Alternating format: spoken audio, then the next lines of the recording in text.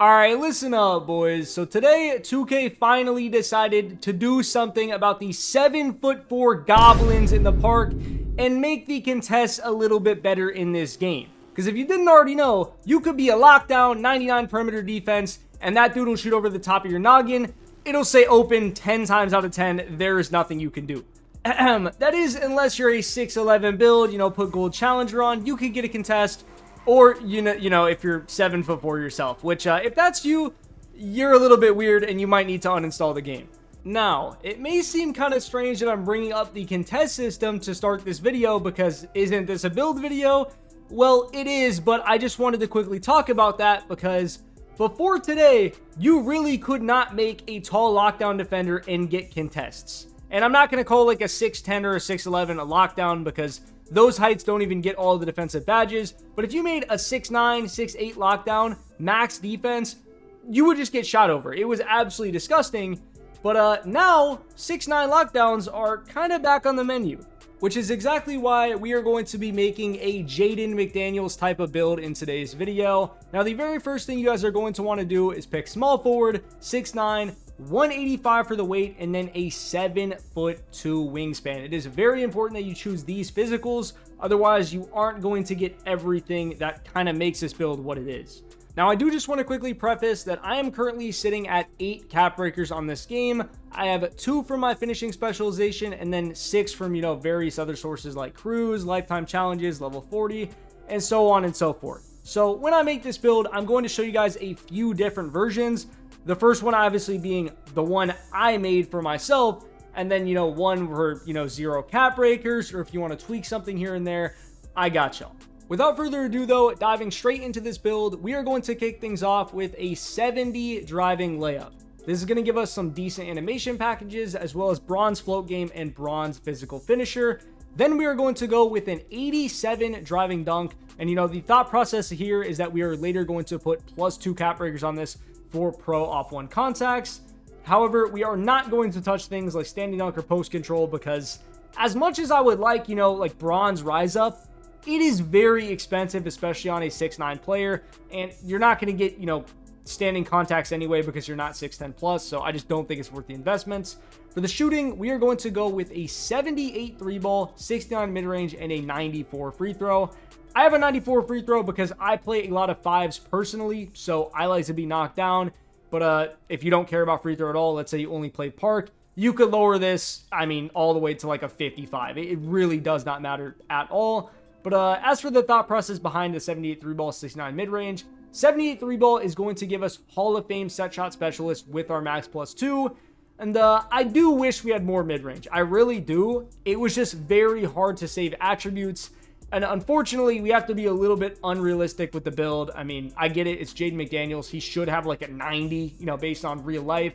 But in 2K, we have to sacrifice something. And honestly, if you are a good shooter in this game, you are going to hit just fine with Hall of Fame set shot and a 69 midi, 100%. Now for the playmaking, we went kind of low on the pass accuracy with a 71. 71 seems like it'd be pretty bad, but honestly, I was throwing lasers and 5s with it, so maybe it just doesn't matter that much this year. But either way, it's really good value since you get, silver dimer, you get bronze break starter, bronze versatile, just a good value stat to where we can save some attributes. Then I went with a 65 ball handle, so we can later cap break this all the way up to an 80. And then we also went with a 63 speed with ball, because the math behind this is 4 cap breakers gets us to an 80 ball handle from 65, and then 2 cap breakers will get us from a 63 speed with ball all the way to a 75. So when you have all of them set up, so far this build will have pro contacts off 1, off 2, and it will be able to dribble the ball and get Zach LaVine dribble style. So we'll be able to move, like I said, so far, that is everything Jaden McDaniels can do outside of the mid-range, which, later down the road, if you get more cap breakers, can easily be fixed as well. Here is where the fun part comes in though. Interior defense, we are going to put all the way to a 70. Perimeter defense, we are going to put to an 87. That way down the road, when we get +5 cap breakers, we can get both gold challenger and gold on-ball menace. Then for steal, we are going to go with an 85, and then block is going all the way up to an 88.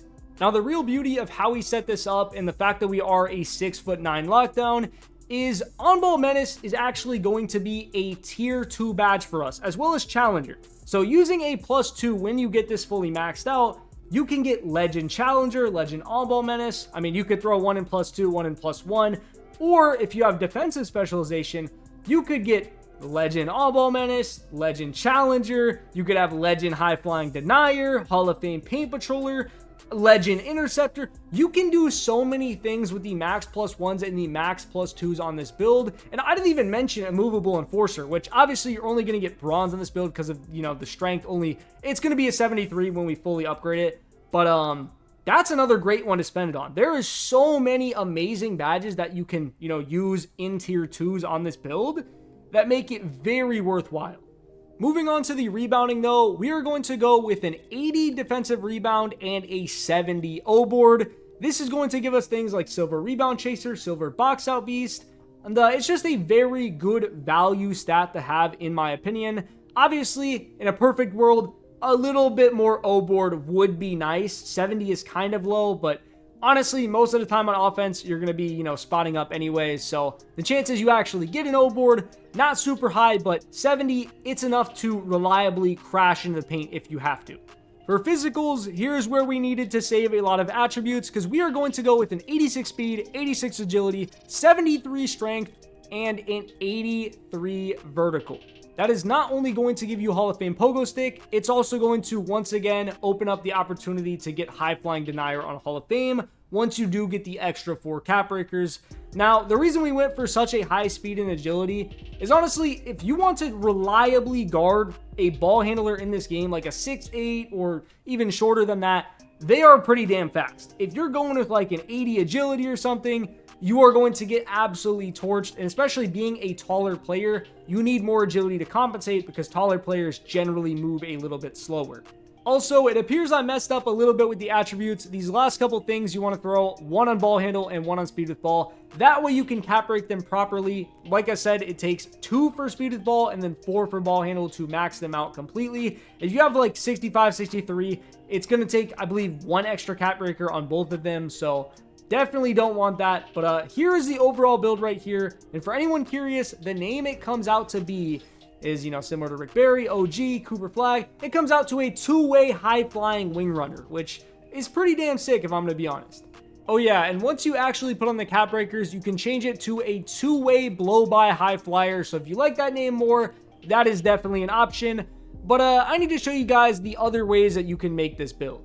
If you are currently someone who is sitting there with 0 cap breakers and you don't care about being a ball handler whatsoever, this is how I would set up the build. I would go for an 89 driving dunk, go for a 75 midi, 83 ball. You obviously only need 78, but those 2 extra attributes do help a little bit. And then I would keep relatively everything the same. I just ended up lowering the speed and agility by 1. 85, 85, that is still a very, very good spread on, a 6'9 player. But that is generally how I would set it up because you pretty much get everything. You get the contact dunks you want. The shooting's even better. And the defense is very similar overall.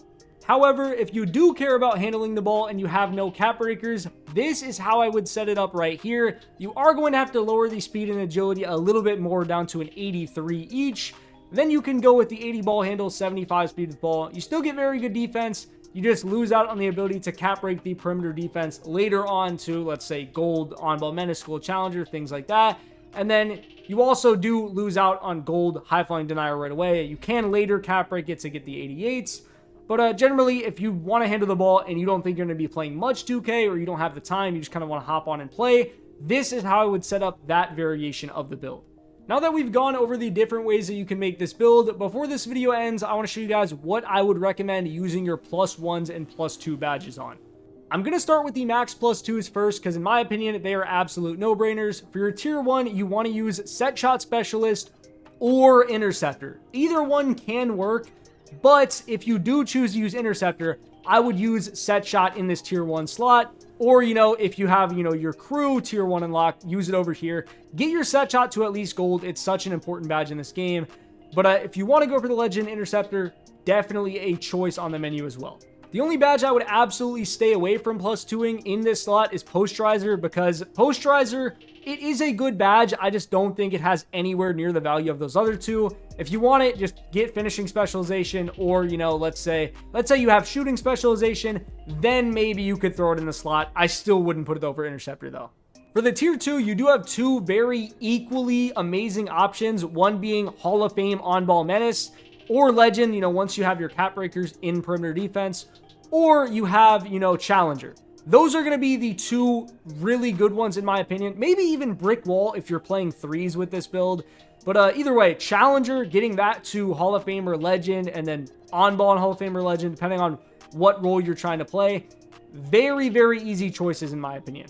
As for the max plus ones, the tier 2, you have some options once again. You could either go with Challenger or on-ball, whichever one you did not put in your plus 2, or you could go with Lightning Launch. Lightning Launch, the only reason I didn't mention it for this slot over here is because gold to Hall of Fame is only like a 1% difference, so it's not really worth a plus 2. But in this slot, depending on what role you want to play, you can definitely kind of pick and choose what you want. If you know you're not going to handle the ball at all, go with Challenger, go with on-ball. But if you want to dribble a little bit, Lightning Launch, great choice overall. And then in my opinion, for this last tier 1, I'm using Rebound Chaser. I think it is a very, very valuable badge to have, especially if you're playing this in 5s as kind of, you know, a hybrid lockdown back-end type of build. But once again, you can also just go with a more boring option of Set Shot or Interceptor, whichever one you did not put in your plus 2. But yeah, that is pretty much the main badges I would use. Once I get these, once again, probably just going to throw like Challenger and whatever else, probably Interceptor in the slot, whatever. But as always though, boys, that is pretty much going to be everything that I have for today's video. If you found this useful or, you know, enjoyed it at all whatsoever, make sure to hit that subscribe button and leave a like and a comment letting me know what you thought. It's been Gravely. Peace.